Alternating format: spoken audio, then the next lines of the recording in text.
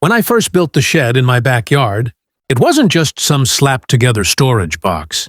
I'd poured weeks of effort, careful planning, and a good portion of my savings into it. The structure was solid, treated lumber, reinforced frame, insulated walls, and even a little solar-powered light system inside. For me, it was more than a shed.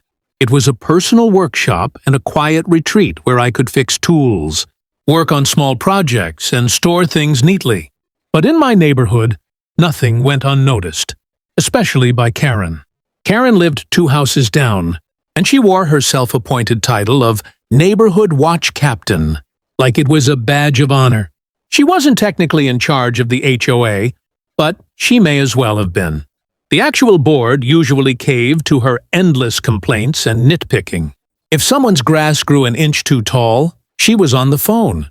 If a trash can was visible from the street for longer than 5 minutes, she had pictures as evidence. So when my new shed appeared, I wasn't surprised that Karen's hawk eyes zeroed in on it. What did surprise me was how fast she moved. Barely a week after I finished, I received a formal notice from the HOA citing me for unauthorized construction and potential safety violations. At first, I laughed. Unauthorized? I'd filed the proper paperwork, got the permits approved, and even double-checked the HOA guidelines to ensure I was in the clear. Safety violations? My shed was sturdier than some houses I'd seen around here. Still, the letter wasn't optional. They gave me 2 choices: tear the shed down voluntarily or prepare for an inspection. Guess which option Karen pushed for? The morning of the inspection, I noticed Karen sitting on her porch with a smug grin, sipping her coffee like she was about to witness my downfall. The inspector, a tall man in a city-issued vest, arrived with a clipboard in hand. He greeted me politely, then immediately walked over to the shed. Karen followed close behind, not officially part of the process, but hovering like an uninvited shadow. She made sure to loudly comment about how that thing looks unstable, and it's a hazard to the neighborhood. The inspector ignored her and began his work. He tapped on the walls, checked the foundation, and even pulled out a level to test the structure's balance. I stood by calmly, knowing my work would hold up under scrutiny. Karen, on the other hand, grew impatient. Finally, the inspector looked up from his notes with a raised brow. His next words left Karen speechless. "Honestly," he said, "this shed is safer than some of the homes I've inspected in this area." Karen's jaw practically hit the ground when the inspector made that comment. For once, she didn't have a snappy comeback ready. She stood frozen, clutching her mug so tightly I thought it might shatter. I couldn't resist the tiniest smirk. But, of course, Karen was never one to accept defeat gracefully. Well, she stammered. "That doesn't change the fact that it's unsightly. It brings down property values, doesn't it?" She turned to the inspector, desperate for backup. The inspector calmly adjusted his clipboard and shook his head. "Actually, ma'am, this shed is built to code. It's solid, weather-resistant, and even aesthetically matches the property. If anything, it shows pride of ownership." I nearly laughed out loud at that last part. Karen's face turned red, her cheeks puffing up like a balloon ready to burst. "You're siding with him?" she snapped, her voice sharp enough to draw a few curious neighbors from their windows. "That thing could blow over in a storm and crush someone's fence. You have no idea what you're talking about." The inspector didn't even flinch. "Ma'am, I've been doing this for 15 years. I know the difference between a hazard and a well-built structure. And frankly," he paused, glancing at Karen's house across the street, "there are more pressing issues around here than this shed." Karen blinked. "Excuse me? What's that supposed to mean?" The inspector flipped a page on his clipboard. "Your home has been flagged twice in the city's system for overdue maintenance. Cracked foundation reports, water damage near the roofline. It's all public record." The color drained from Karen's face. That's none of your business," she screeched. But it was his business. He was an inspector, after all. And the way he said it so matter-of-factly made it even better.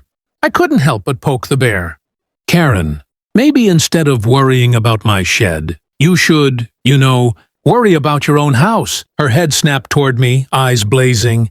"This isn't over," she hissed, stomping off toward her front porch. I half expected smoke to billow from her ears like a cartoon villain. The inspector finished his notes and gave me a firm nod. "You're in the clear.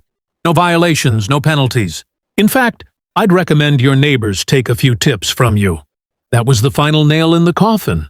Karen overheard it, and from her porch, she let out a frustrated groan loud enough for the whole street to hear. For the first time since moving into this neighborhood, I felt like I had the upper hand. But Karen wasn't done plotting. Not by a long shot. After the inspector left, the neighborhood was buzzing. A few of the quieter neighbors stopped me later that day just to say, "Nice job on the shed," or "Glads." Someone finally stood up to her. Karen had ruled this block with an iron fist for years, so seeing her ego take a hit was refreshing for everyone. But Karen didn't stay quiet for long. By the next morning, I noticed her pacing her yard with her phone pressed to her ear. She wasn't even trying to be discreet. Words like board meeting, urgent complaint, and community standards drifted over the fence. I knew exactly what she was doing, trying to rally the HOA against me. Sure enough, an email landed in my inbox later that afternoon. It was a notice for a special meeting regarding my property. The subject line read, "Unapproved construction and neighborhood concerns." I almost laughed. They had just inspected the shed and cleared it. What else could she possibly throw at me? At the meeting, Karen showed up armed with a binder thicker than a phone book.